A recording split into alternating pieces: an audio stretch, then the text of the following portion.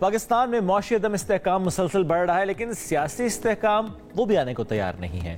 हुकूमत और अपोजिशन मुल्क के मसाइल के हल के लिए साथ चलने को बिल्कुल तैयार नजर नहीं आ रहे। मौलाना फजल रहमान ने एक बार फिर कह दिया है कि इंतखाबात नए सिरे से कराए जाए और कहा है कि हुकूमत में इतनी सलाहियत नहीं कि हमारी शिकायत का अजाला कर सके।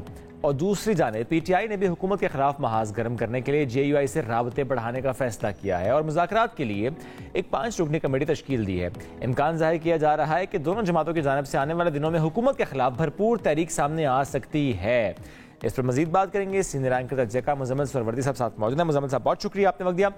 मुजम्मिल साहब, तहरीक इंसाफ और इत्तेहाद काउंसिल और मौलाना फजल रहमान, आपको लगता है कि वाकई करीब आ सकते हैं, एक पेज पर आ सकते हैं, एक जलसा करते नजर आ सकते हैं, एक कंटेनर पर नजर आ सकते हैं?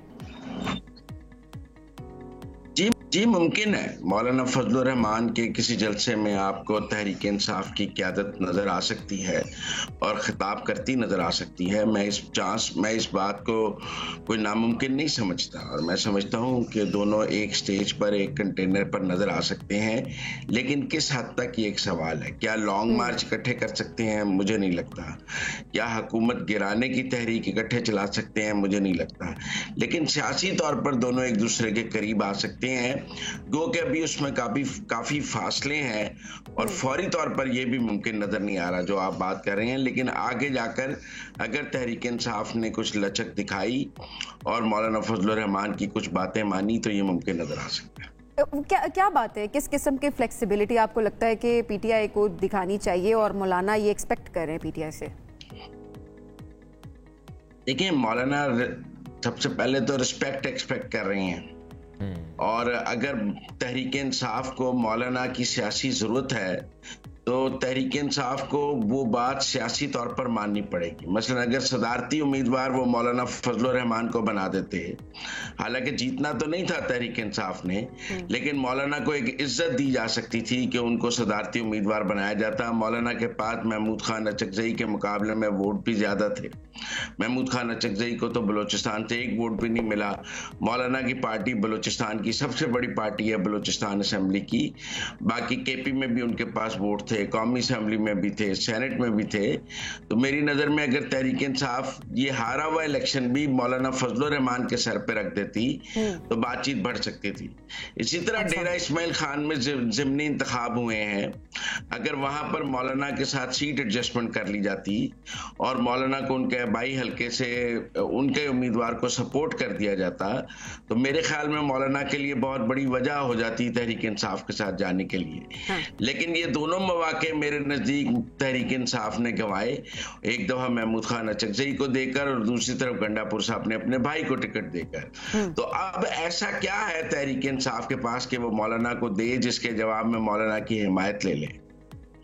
तो ये देखना पड़ता है सियासत में, जब आपको किसी की जरूरत होती है तो आप सियासी तौर पर वो उसको आगे क्या उसके साथ ताउन करते हैं कि जवाब में आपको ताउन मिल सके। खाली ज़बानी जमा खर्च तो नहीं होता ना सियासत। अच्छा ठीक है वो PTI मौलाना का तो आपने बता दी, वो हुकूमत कोशिशें कर रही थी कि मौलाना साहब को मना लें किसी तरीके से। अब ऐसे में क्या हुकूमत की कोशिशें भी आपको नाकाम नजर आ रही हैं कि क्या शराइत है जो नहीं मानी जा रही? मौलाना साहब देख रहे दोनों फायदा ज्यादा। मेरे ख्याल में हुकूमत एंगेज रखना चाह रही है मौलाना को कि मौलाना किसी बंद में ना पहुंच जाए और उनके पास तहरीक इंसाफ आखिरी ऑप्शन ना रह जाए।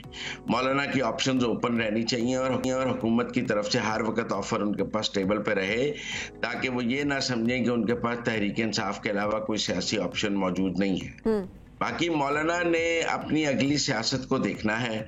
उन्होंने इलेक्शन तो KP में तहरीक इंसाफ के मुकाबले पे लड़ना है और अगर वो तहरीक इंसाफ की गोंद में ही बैठ जाएंगे तो फिर तहरीक इंसाफ के साथ इलेक्शन कैसे लड़ेंगे? तो मौलाना के लिए आगे कोई आसान सियासी फैसले नहीं है कि अगर वो तहरीक इंसाफ के साथ जाते हैं तो भी मरते हैं, नहीं जाते हैं तो भी मरते हैं। तो ये कोई आसान फैसले नहीं है जो मौलाना आगे करने हैं, इसीलिए हमें इन फैसलों में ताखीर भी नजर आ रही है। ठीक, अब मुजम्मिल साहब, मौजूदा हालात किस पार्टी को या किस पार्टी रहनुमा को कमजोर और किसको मजबूत कर रहे हैं? इस वक्त तो मुझे कोई भी मजबूत होता नजर नहीं आ रहा। अगर आप ऑपोजिशन की बात करें तो तहरीक इंसाफ कमजोर होती है। 8 फरवरी के बाद जो उनको 8 फरवरी में वोट पड़ा, उसके बाद वो उसको कैपिटलाइज नहीं कर सके, कोई तहरीक नहीं चला सके, उसको उसका मोमेंटम नहीं बिल्ड कर सके, तो मुझे कमजोर होते नजर आए। आपको नवाज शरीफ भी कमजोर नजर आते हैं, आपको जरदारी साहब, बिलावल साहब सब कमजोर होते नजर आ रहे हैं? जी, मुझे नवाज शरीफ और शहबाज शरीफ भी कमजोर नजर आते हैं। जो बजट पास हुआ है, इसमें जिस किस्म की टैक्सेशन हुई है, इसने गवर्नमेंट को बैकफुट पे लेके गई है। अगर कोई हम इकोनॉमिक बेहतरी की बात कर भी रहे थे, तो इस टैक्सेशन ने उसको काफी हद तक डेंट डाला है। इसी तरह आसिफ जरदारी साहब और बिलावल भी, आसिफ जरदारी साहब सदर जरूर बन गए हैं, लेकिन पीपल्स पार्टी का सियासी मुकदमा भी काफी कमजोर है। देखिए ना, पूरा इलेक्शन उन्होंने लड़ा कि हम लाहौर से वजीर आजम नहीं बनने देंगे, फिर लाहौर से वजीर आजम को वोट डाला, फिर कोई वजारतें नहीं लेंगे, अब वजारतें लेने के चक्कर में हैं। तो मुझे तो सियासत की इस बिसात में अभी किसी की जीत नजर नहीं आती।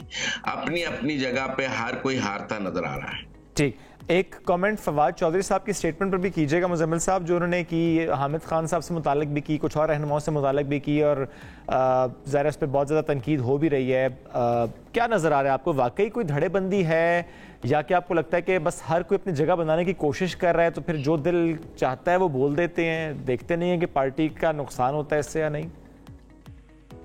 लेकिन मुझे लगता है पूरी तहरीक इंसाफ की जो मौजूदा क़यादत है, वो इस वक्त फवाद चौधरी से खौफजदा है। एक अकेले आदमी से। देखिए ना, इस वक्त फवाद चौधरी तहरीक इंसाफ से क्या मांग रहे हैं? ना कोई ओहदा मांग रहे हैं, ना कोई टिकट मांग रहे हैं, ना कोई इलेक्शन है। तहरीक इंसाफ उन्हें कुछ देने की पोजीशन में नहीं है। वो इमरान खान का मुकदमा लड़ना चाहते हैं, इमरान खान की हिमायत करना चाहते हैं। अगर तहरीक इंसाफ की क़यादत खामोश भी रहे और वो इमरान खान की हिमायत करते रहे, तो देखिए ना, तहरीक इंसाफ को इस बात पर क्या एतराज होना चाहिए अगर कोई आदमी इमरान खान की हिमायत करना चाहता है या उसका मुकदमा लड़ना चाहता है।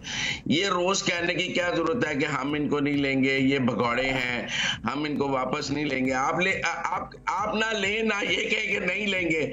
आप उन्हें कह जी कि वो इमरान खान की हिमायत कर रहे हैं, उन्हें करते रहना चाहिए। अब जब आप उन्हें भगौड़ा कहेंगे, तो उनका ये सवाल भी बड़ा जायज है कि जिनको गिरफ्तार नहीं किया गया, वो कोई सेटलमेंट के तहत गिरफ्तारी नहीं हुई। जब सबकी गिरफ्तारियां हो रही थी और जो गिरफ्तार नहीं हुए, उनकी कोई सेटलमेंट ही होगी ना कि वो गिरफ्तार अच्छा, नहीं हुए। मुजम्मिल साहब, अभी फवाद चौधरी साहब की तर्ज सियासत आपको क्या इस वक्त ठीक लग रही है? जिस तरह से स्टेटमेंट एक और भी उन्होंने कहा, जी सियासतदानों को अदालतों से रिहाई नहीं मिलती, इस टाइप की स्टेटमेंट्स, और दोबारा से एक जो अग्रेसिव उनका स्टांस सामने आ रहा है, क्या ये तर्ज सियासत आपको ठीक लग रही है उनकी? नहीं, वो ठीक बात कर रहे हैं। सियासतदानों को अदालतों से रिहाई नहीं मिलती, उनको उनकी सियासी जद्दोजहद के नतीजे में रिहाई मिलती है। और अगर तहरीक इंसाफ अपनी सियासी जद्दोजहद नहीं करेगी, तो इमरान खान की रिहाई मुश्किल होगी। और क्या वो सियासी जद्दोजहद कर रही है इमरान खान की रिहाई के लिए? ये सवाल फवाद चौधरी ने उठाया है, और इसका जवाब तो तहरीक इंसाफ का कारकुन बेहतर पोजीशन में दे सकता है। मुजम्मिल साहब, क्या उठा रहे हैं? क्या डील और मुज़ाकरात भी सियासी जद्दोजहद का हिस्सा होते हैं?